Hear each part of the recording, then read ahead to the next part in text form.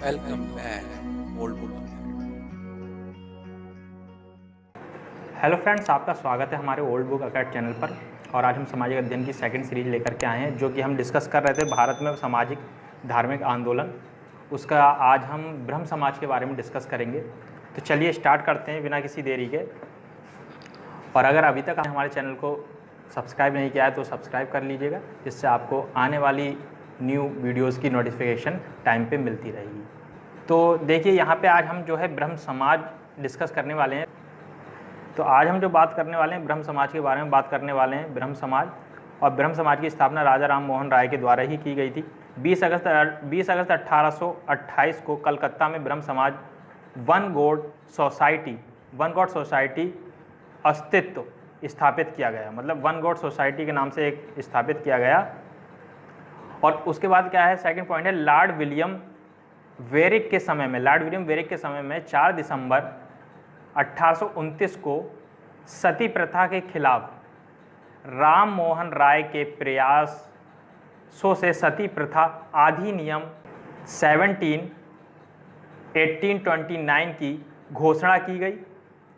मतलब सती प्रथा बिल्कुल गैर कानूनी कर दिया गया, मतलब उस पर प्रतिबंध लगा दिया गया और एक एक्ट पारित की गई, जो ये 17 एक्ट थी 1829 में। इसमें जो है राजा राम मोहन राय का बहुत अधिक प्रयास रहा। और ये लॉर्ड विलियम वेरिक के समय में, जो लॉर्ड विलियम वेरिक थे बंगला के गवर्नर थे, इनके समय में ये लागू किया गया था।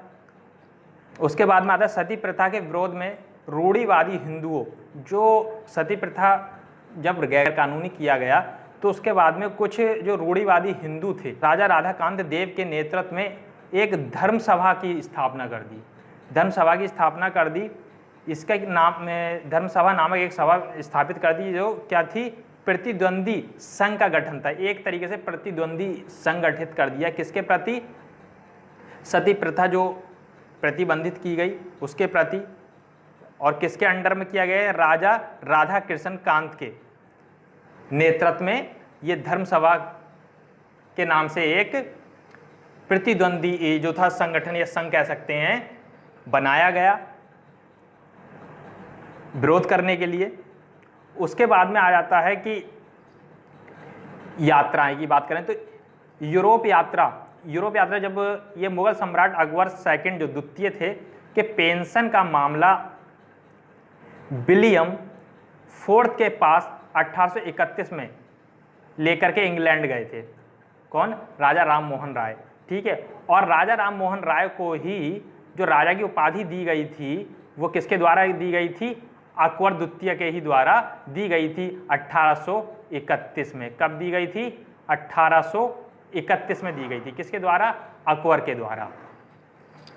तो राजा राम मोहन राय को जो राजा की उपाधि दी गई थी वो अकबर के द्वारा दी गई थी। और अकबर जो द्वितीय था उसकी पेंशन का मामला लेकर के राजा राम मोहन राय को विलियम फोर्थ के पास 1831 में इंग्लैंड भेजा गया था। तो यहाँ तक हमने जान लिया कि राजा राम मोहन राय जो थे उन्हें कैसे राजा की उपाधि प्राप्त हुई, इंग्लैंड कैसे किस पर्पस से गए थे। उसके बाद में आता है 27 सितंबर 1833 को ब्रिस्टल बीच में हाउस में स्टेपल ग्रोवा में अंतिम सांस ली। तो क्या हुआ था, जब ये एक्चुअली इनकी जो अंतिम सांस थी वो इंग्लैंड में ही इन्होंने ली थी। और 27 सितंबर 1833 को ब्रिस्टल बीच में हाउस था स्टेपल ग्रोवा में, वहाँ पे इन्होंने अंतिम सांस ली थी। इनके साथ क्या हुआ था, मस्तिष्क ज्वर के कारण वहाँ पे इनकी मृत्यु हो गई थी। नेताजी सुभाष चंद्र बोस जो थे, उन्होंने द इंडिया स्ट्रगल में, सुभाष चंद्र बोस की द इंडिया स्ट्रगल एक पत्रिका रही है, जिसमें उन्होंने राजा राम मोहन राय को भारत में धार्मिक पुनरुत्थान का प्रतीक, भारतीय पुनरुत्थान का प्रतीक बताया है। अब यहाँ पे आप देख चुके हैं कि ब्रिस्टल में जो है, ब्रिस्टल में इनकी मृत्यु हुई थी, तो ब्रिस्टल में ही इनकी क्या है, समाधि बना दी गई वहाँ पे। और वहीं पर हरिकेली नाटक जो काफ़ी फेमस है, हरिकेली नाटक विग्रहराज की पंक्तियाँ लिखी गई।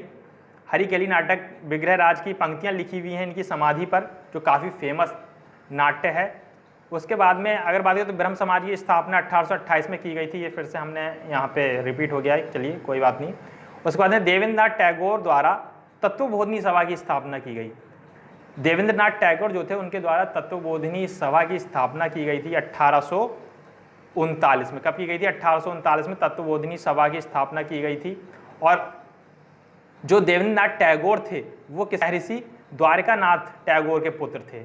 ठीक है, महर्षि द्वारकानाथ टैगोर के पुत्र, क्योंकि जो राजा राम मोहन राय थे इन्होंने अपनी मृत्यु से पहले ही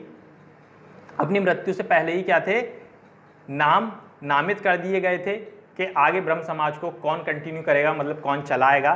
तो उसमें क्या थे, महर्षि और केशव चंद्र सेन थे। ठीक है, तो महर्षि द्वारकानाथ टैगोर जो थे इन्होंने क्या है अपने पुत्र को, ये इनके पुत्र थे, इनके पुत्र के द्वारा रामचंद्र विश्वविद्यालय द्वारा देवेंद्रनाथ टैगोर उनके 20 अनुयायियों को ब्रह्म समाज में सदस्यता दी गई। मतलब जो महर्षि द्वारकानाथ थे इन्होंने अपने पुत्र को भी सदस्य बनाया, 20 सदस्यों के साथ, 20 अनुयायियों के साथ ब्रह्म समाज में सदस्यता दी गई। कब? 1843 ईस्वी में। फिर देवेंद्रनाथ मोहन, सेकंड पॉइंट फिर हमारा है देवेंद्रनाथ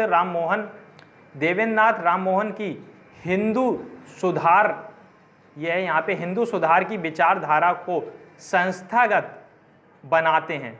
तो देवेंद्रनाथ राम मोहन की हिंदू सुधार की जो विचारधारा थी उसको संस्थागत बनाते हैं और वेदांत को हिंदू धर्म प्रमाणिक शास्त्रों के रूप में स्वीकार करते हैं। ठीक है, मतलब यहाँ पे कहा जा रहा है देवेंद्रनाथ राजा राम मोहन की जो हिंदू सुधार की विचारधारा थी उसे वो संस्थागत बनाते हुए वेदांत जो एक शास्त्र है, वेदांत को हिंदू धर्म के प्रमाणिक शास्त्रों के रूप में स्वीकार करते हैं। तो यहाँ तक आई होप आपके समझ में आ रहा होगा। नेक्स्ट चलते हैं।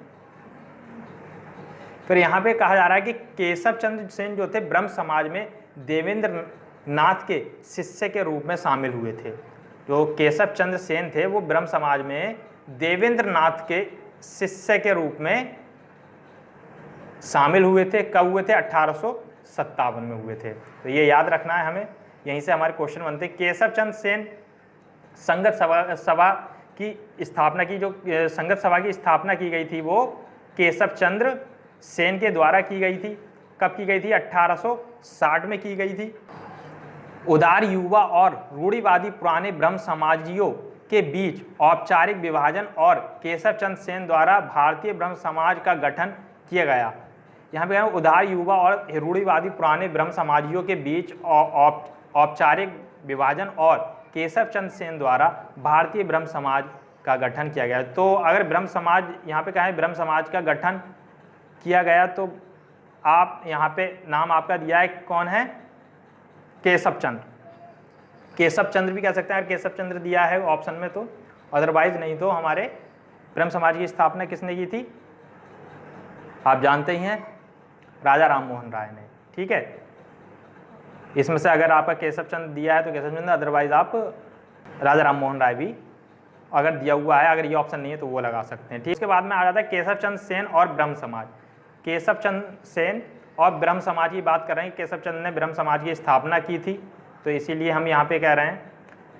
अब बंगाल, इन्होंने जो ब्रह्म समाज की स्थापना की, उसके बाद में इसकी शाखाएं बंगाल, बम्बई, मद्रास, उत्तर प्रदेश में और बहुत सी जगह शाखाएं खोल दी गई। 1860 में संगत सभा की स्थापना की गई थी। ऊपर भी आपको बता दिया संगत सभा की स्थापना की, और कब की? 1860 में संगत सभा की स्थापना की गई। किसके द्वारा की गई? केशव चंद्र सेन के द्वारा की गई। उसके बाद में धार्मिक एवं सामाजिक समस्याओं पर शुभ समाचार पत्र का एक प्रकाशन किया गया। धार्मिक एवं सामाजिक समस्याओं को जिसमें उल्लेखित किया गया, ठीक है, शुभ समाचार पत्र का प्रकाशन किया गया केशव चंद्र सेन के द्वारा। फिर 1861 में इंडियन मिरर नाम की एक पत्रिका, जो कि अंग्रेजी दैनिक समाचार पत्र था, अंग्रेजी दैनिक प्रथम समाचार पत्र था, भारत का प्रथम दैनिक समाचार पत्र जो कि अंग्रेजी में था। ठीक है, इंडियन मिरर प्रकाशित किया गया केशव चंद्र सेन के द्वारा। अब यहाँ पे देखिए केशव चंद्र सेन का झुकाव जो था ईसाई धर्म की तरफ ज़्यादा था। ये कैसे सिद्ध होता है? उन्होंने कलकत्ता मेडिकल कॉलेज में एक भाषण दिया था जिसमें उन्होंने जीसस क्राइस्ट के बारे में बहुत ही ज़्यादा वर्णन किया, जिससे ये साफ हो गया कि केशव चंद्र सेन का झुकाव जो था क्रिश्चियन धर्म की तरफ ज़्यादा था, हिंदू धर्म की तरफ ना होकर के।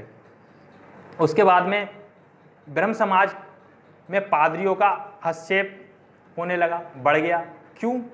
कि केशव चंद्र सेन का झुकाव क्रिश्चियन समाज की तरफ ज़्यादा था, इसलिए उनके जो भी कार्य करते थे उसमें क्या था कि पादरियों का आना जाना बढ़ता चला गया। और इसी के मद्देनज़र देवेंद्र नाथ टैगोर से व्यक्तिगत मतभेद हो गए। 1865-1866 में देवेंद्र नाथ जो थे, क्योंकि वो हिंदुत्व को सपोर्ट करते थे, तो उनके और इनके बीच क्या थे, वैचारिक मतभेद हो गए और फिर ये दो भागों में बंट गया ब्रह्म समाज। ब्रह्म समाज इस वजह से, जो आपने देखा कि केशव चंद्र जो थे वो ईसाई धर्म को ज़्यादा सपोर्ट करते थे और जो आपके देवेंद्र नाथ टैगोर थे उन्हें ये चीज़ पसंद नहीं थी। इस बात को लेकर इन दोनों में वैचारिक मतभेद हो गया और इस वैचारिक मतभेद को देखते हुए ब्रह्म समाज क्या है, दो भागों में डिवाइड हो गया।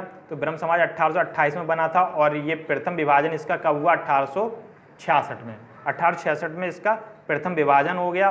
तो प्रथम विभाजन में क्या, केशव चंद्र सेन द्वारा नव विधान या भारतीय ब्रह्म समाज की स्थापना की गई थी और देवेंद्र नाथ ने आदि ब्रह्म समाज की स्थापना की गई। तो आदि ब्रह्म समाज में क्या है, ब्रह्मो धर्म या कह सकते हैं हिंदू धर्म का अंग, ठीक है। इसमें खुल करके पूर्ण रूप से हिंदू धर्म को दिखाया गया या हिंदू धर्म को उल्लिखित किया गया, हिंदू धर्म को सपोर्ट किया गया। उसके बाद में अगर केशव चंद्र सेन की बात करेंगे तो इन्होंने नव विधान भारतीय ब्रह्म समाज की स्थापना की थी और इसमें क्या था, मद्रास वेद समाज और दूसरा है महाराष्ट्र प्रार्थना समाज, ये दो समाज की स्थापना की थी इन्होंने। ये हम आगे नेक्स्ट टॉपिक हमारे रहेंगे उनमें पढ़ेंगे।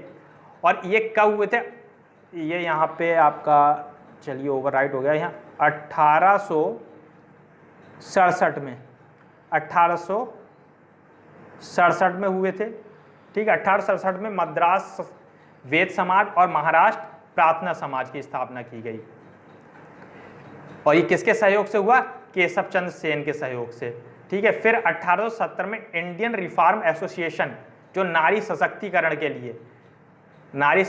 के लिए जाना जाता है, एक एक्ट बनाया गया। उसमें 1872 में इनके प्रयास से ब्रह्म मैरिज एक्ट और मैरिज, या हम उसे कह सकते हैं नेटिव मैरिज एक्ट या फिर सिविल मैरिज एक्ट, ठीक है। ये तीन नाम हैं, एक ही चीज़ को हम तीन नामों से जानते हैं, ठीक है। उसका इन्होंने एक एक्ट बनाई। उसमें क्या क्या कंडीशनें थी उसमें कि एक तो बहुविवाह नहीं कर सकता कोई, दूसरा था बाल विवाह पर रोक लगा दी गई।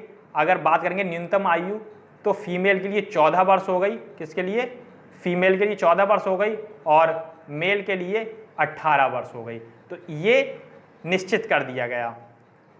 आगे चलते हैं। उसके बाद केशव चंद्र सेन ने स्वयं, अब ये कानून तो इन्होंने लागू करवा दिया, काफ़ी अच्छा कानून लागू करवाया, काफ़ी कोशिश रही इसमें, लेकिन इन्होंने खुद ही जो एक नाबालिगों की जो शादी हो जाया करती थी वो कानून बनाया, केशव चंद्र सेन ने खुद उस कानून का उल्लंघन कर दिया, ठीक। वो कैसे, इन्होंने अपनी पुत्री 13 वर्ष, जिसकी आयु थी 13 वर्ष, का विवाह इन्होंने कूच बिहार के एक राजा थे उनके साथ कर दिया 13 वर्ष की आयु में। अब देखिए, खुद ही उस कानून को लाए और खुद ही उस चीज़ का उल्लंघन कर दिया। इस बात से नाराज होकर आनंद मोहन बोस, जो आनंद मोहन बोस थे, आनंद मोहन बोस शिवनाथ शास्त्री ने साधारण ब्रह्म समाज की स्थापना कर दी। भाई इन्होंने देखा कि इन्होंने तो खुद ही उल्लंघन कर दिया उस चीज़ का, इससे वो काफ़ी रुष्ट हुए, नाराज हो गए और उसके बाद उन्होंने एक अलग से साधारण ब्रह्म समाज की स्थापना की और उसमें क्या क्या, सिटी कॉलेज ऑफ कलकत्ता खोला गया, तत्व कौमुदी पत्रिका जो कि पूरी तरह से बांग्ला भाषा में थी वो प्रकाशित की गई और पब्लिक ओपिनियन एक पत्र था वो प्रकाशित किया गया, ठीक है। किसके द्वारा किया गया, आनंद मोहन बोस विश्वनाथ शास्त्री के द्वारा, और इन्हीं के द्वारा साधारण ब्रह्म समाज की स्थापना की गई। तो यहाँ तक ये याद रखिएगा। उसके बाद में आ जाते हैं आदि ब्रह्म समाज। आदि ब्रह्म समाज, मैंने पहले ब्रह्म समाज की ही मैंने बात करी थी क्योंकि वो ज़्यादा इम्पोर्टेंट था। अब यहाँ पे आदि ब्रह्म समाज की हम बात कर लेते हैं। आदि ब्रह्म समाज देवेंद्र नाथ टैगोर के द्वारा बनाया गया था, और ब्रह्म समाज स्थापना, तो आप ये तो जानते हैं ब्रह्म समाज की स्थापना राजा राम मोहन राय के द्वारा की गई थी। आदि ब्रह्म समाज देवेंद्र नाथ टैगोर सर, ठीक है। चलिए, तो उसके बाद में आ जाते हैं कि नंबर 1 पंडित रामचंद्र विद्या वागीश और महर्षि द्वारकानाथ टैगोर के द्वारा। तो महर्षि द्वारकानाथ टैगोर आप पीछे पढ़ ही चुके हैं, वो मैंने पहले पढ़ा दिया वो टॉपिक, बल्कि उससे पहले ये टॉपिक पढ़ाना था, लेकिन चलिए कोई नहीं। उसके बाद पुत्र जो आप जानते हैं महर्षि द्वारकानाथ टैगोर जो थे, उनके पुत्र कौन थे? देवेंद्र नाथ टैगोर थे, ठीक है। ये यहाँ पे आपको दिखा रखा है देवेंद्र नाथ टैगोर। इनके समय में ब्रह्म समाज में ब्रह्मपासना प्रारंभ हुई। क्या हुई? ब्रह्मपासना प्रारंभ हुई, और उसी को हम क्या कहते हैं? ब्रह्मपासना को ईश्वरवाद का प्रसार। मतलब ब्रह्मपासना का मतलब है ईश्वरवाद का प्रसार, मतलब ईश्वर का वर्णन करना, उसके बारे में बताना, ठीक है। प्रसार, ईश्वरवाद का प्रसार करना। ईसाई मिशनरी के विरोध में ब्रह्मोधर्म। अब ईसाई मिशनरी जो थे उसके विरोध में ब्रह्मोधर्म समाज की स्थापना की गई। ब्रह्मो समाज में आने से पूर्व तत्वरंजनी सभा, मतलब ब्रह्म समाज में आने से पूर्व तत्वरंजनी सभा, जिसे 1839 में गठित किया गया था, और उसी को तत्वबोधिनी भी कहा जाता है। क्या कहा जाता है? तत्वबोधिनी सभा भी कहा जाता है। तो ये इसमें इंपॉर्टेंट पॉइंट थे। चलिए आगे बढ़ते हैं। अब यहाँ आ जाता है पत्रिका। तो पत्रिका जो थी, तत्वबोधिनी पत्रिका जो थी, पूरी तरीके से किसमें थी? बांग्ला में थी, और संपादन देवेंद्र नाथ टैगोर द्वारा और ईश्वरचंद विद्यासागर द्वारा किया गया था तत्वबोधिनी का। और 1840 में तत्वबोधिनी एक स्कूल जिसमें धर्मशास्त्र और विज्ञान का अध्ययन के उद्देश्य से खोला गया था, एक तत्वबोधिनी स्कूल की स्थापना की गई। किनके द्वारा? देवेंद्र नाथ और ईश्वरचंद विद्यासागर के द्वारा। ब्रह्म समाज की प्रमुख पत्रिका, अगर ब्रह्म समाज की प्रमुख पत्रिका की बात करेंगे कौन सी है? ये ध्यान रखिएगा, तत्वबोधिनी पत्रिका है, ठीक है। ब्रह्म समाज की जो प्रमुख पत्रिका है वो तत्वबोधिनी पत्रिका है। अलेक्जेंडर डफ थे जो ईसाई समर्थक थे, और उसी के साथ साथ भारतीय धर्म के कुप्रवर्तक का मतलब है कि भर भर के बुराई करने वाला, ठीक है। तो भारतीय धर्म के वो कुप्रवर्तक थे और खुलकर विरोध किया करते थे। तो उनको जवाब देने के लिए देवेंद्र नाथ टैगोर ने एक ब्रह्मोधर्म पत्रिका प्रकाशित की। तो ये ब्रह्मोधर्म पत्रिका प्रकाशित, जो मेन उद्देश्य था वो अलेक्जेंडर डफ को जवाब देने के लिए प्रकाशित की गई थी। 1857 में केशव चंद्र सेन को नियुक्त किया और आचार्य बनकर स्वयं वन प्रस्थान कर गए। तो केशव चंद्र सेन को उन्होंने नियुक्त कर दिया देवेंद्र नाथ टैगोर ने। देवेंद्र नाथ टैगोर थे, इन्होंने क्या था कि इन्हें केशव चंद्र सेन को नियुक्त किया, और खुद वो कहाँ चले गए? वन को प्रस्थान कर गए, इन्हें आचार्य की गद्दी दे करके। तो फ्रेंड्स, आज का लेक्चर यही था हमारा, ठीक है। और नेक्स्ट टॉपिक इससे आगे हम नेक्स्ट वीडियो में डिस्कस करेंगे। आई होप आपको ये समझ में आया होगा। तो इसे ज़्यादा से ज़्यादा शेयर कीजिए, लाइक कीजिए। Thanks for watching. Thank you for watching my channel, and please like, subscribe and share.